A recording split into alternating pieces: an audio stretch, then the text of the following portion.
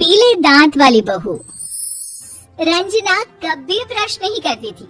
उसे कितनी बार उसके माँ बाप ने डांटा, लेकिन उसका कोई असर उस पर होता ही नहीं था, जिस कारण से उसके दांत पीले पीले हो जाते हैं शादी के बाद। अरे बहू, वैसे तो तुझ में कोई कमी नहीं है, पर तेरे दांत इतने पीले कैसे हैं बेटा? कैसे है मतलब? कोई सर्जरी थोड़ी ना कराई है। वो तो क्या नाम में ब्रश नहीं करती थी तो पीले हो गए। अब क्या करूं? आप कहे तो लाल करवा लूं या फिर काले? यार ये क्या है, क्यों माँ से लड़ रही हो? लड़ रही हूँ? अरे मैं लड़ रही हूँ या ये बोल रही है कि दांत पीले हैं, पीले। अरे तपस्या थोड़ी ना की है इन्हें पीले करने के लिए। बकायदा ब्रश नहीं किया है 20 साल तक, तब जाकर। छी, कैसी बात कर रही हो? ये उस वक्त तो पीले नहीं थे जब हम लोग तुम्हें देखने आए थे। अरे तब साफ करवा लिया होगा डेंटिस्ट के पास जाकर। अब देखो कैसे पीले पीले लग रहे हैं। रंजना सास की तरफ गुस्से से देखती है। फिर शुरू हो गई पीले पीले पीले। अरे पीले तो तब भी थे जब मेरे हाथ का रसगुल्ला उड़ा उड़ा कर खा रही थी और बोल रही थी, लड़की नहीं गुणों का खजाना दे रहे भाई साहब आप। खैर अब वो लोग करते भी तो क्या करते, पीले दांत वाली बहू पल्ले पड़ी थी तो झेलना तो था ही। एक दिन कीर्तन में रंजना गाना गा रही थी। अरे कमला बहन, माँ का द्वार है, यहाँ तो सब शुद्ध होकर आते हैं, फिर अपनी बहू को ब्रश भी नहीं करवाती तुम। दूर से पीले पीले दांत भक्ति में बाधा उत्पन्न कर रहे हैं। और कोई 2 साल के बच्ची थोड़ी ना लेकर आई हूँ मैं बहू बनाकर। अच्छी खासी लड़की है, अरे कैसे करवाऊं ब्रश? ये तो उसे खुद करना चाहिए ना। अब माँ बाप तो इसके जैसे तैसे निपटा दिए, ये नहीं सोचा कि सास कैसे संभालेगी। सास बहू को लेकर घर आ जाती है, लेकिन सोच लेती है कि अब इसे लेकर कहीं नहीं जाएगी। अगले रोज बहू कहती है, अरे क्या हो गया, मंदिर नहीं जाना क्या? कीर्तन का वक्त हो रहा है। मेरी मधुर वाणी से कान्हा जी जागते हैं और सोते हैं। अब तो जानती है ना उनकी भक्ति में कितना मन लगता है मेरा। वो क्या है ना, तबीयत ठीक नहीं लग रही है मेरी, आराम करूंगी मैं। तबीयत ठीक नहीं लग रही? अभी तो मिथुन के गाने पर नाच रही थी आप, और अब बोल रही है कि तबीयत ठीक नहीं लग रही। अरे भक्ति में मन लगा लो सासू माँ, ऊपर जाना है, क्या मुंह दिखाओगी आप? हाँ? सास को बहू की बात पर गुस्सा आ जाता है। मैं क्या मुंह दिखाऊंगी, इसकी चिंता तो ना कर, समझी? अपने मुंह की चिंता कर, जो ये पीले पीले दांत लेकर हर जगह पहुंच जाती है। पता है लोग कितना मजाक बनाते हैं। ना जी ना, मैं नहीं जाना कहीं तेरे साथ। तो ये बात है, कोई ना, मत जाओ, मैं अपने कमरे में ही बैठकर भक्ति कर लूंगी।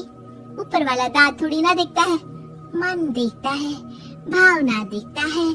और अरे बस बस, तू सब कुछ दिखा, बस ये सफेद चमकदार दांत ना दिखाना किसी को, है? जा यहाँ से। बहू को सास की बात का कोई फर्क नहीं पड़ता, वो तो जैसी थी वैसी ही रह जाती है। सुबह नहाकर किचन में खाना बनाना, फिर खाना खाना, कीर्तन भजन करना और सो जाना।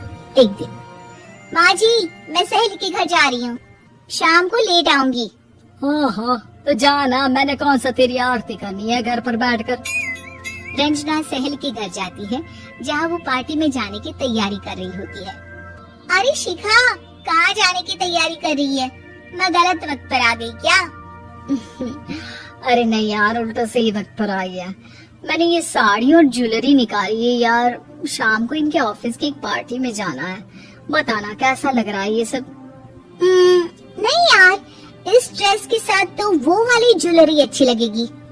हाँ हाँ सही बोल रही है, मैंने ध्यान ही नहीं दिया। वैसे तो हमेशा से मस्त फैशन सेंस रखती है। तो बड़ा जाती होगी ना पति के साथ पार्टी में। रंजना कुछ नहीं बोलती, बस सोचती है कि यार काश ये बात सही हो जाती, पर मैं क्यों नहीं जाती पार्टी में?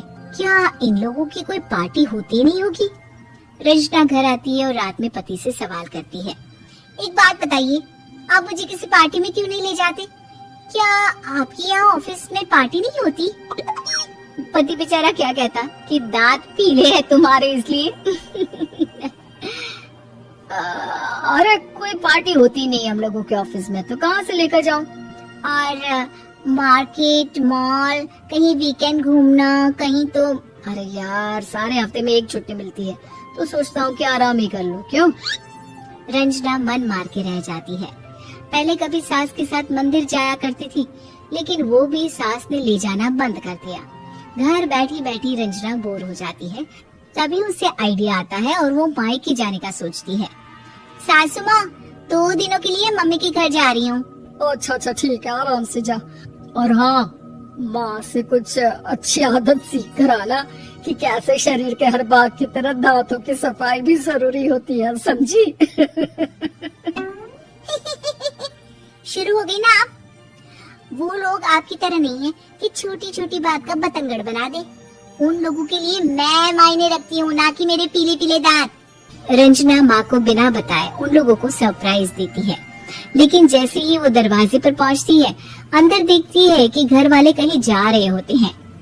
अब माँ, काश रंजना दीदी के दांतों वाली प्रॉब्लम नहीं होती, तो वो भी हम लोगों के साथ चलती ना बुआ जी की बेटी की शादी में। हाँ बेटा, लेकिन अब उसे कौन समझाए कि उसको उसके पीले दांत नहीं दिखते, लेकिन उसके आसपास के लोगों को कितना एम्बैरेसिंग फील कराते हैं। मुझे तो कितनी बार उसके स्कूल की टीचर ने शिकायत की कि उसके साथ कोई लड़की बैठना भी नहीं चाहती, और ना ही कॉलेज में कोई उससे बात करना चाहता था।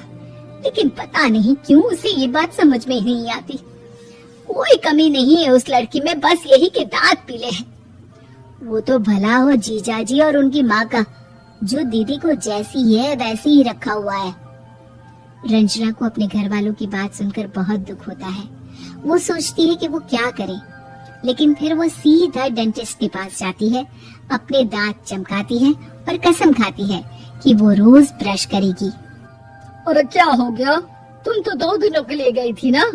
पर कोई ना, अच्छा है, चलो आ गई तो। रंजना सास के सामने आकर खड़ी हो जाती है और पूरी स्माइल करती है, उसके चमकदार दांतों को दिखाती हुई। है? चले मंदिर। माँ, मुझे माफ कर दीजिए, मैंने आप लोगों को बहुत एम्बैरेसिंग फील करवाया। मैं आज से रोज ब्रश करूंगी।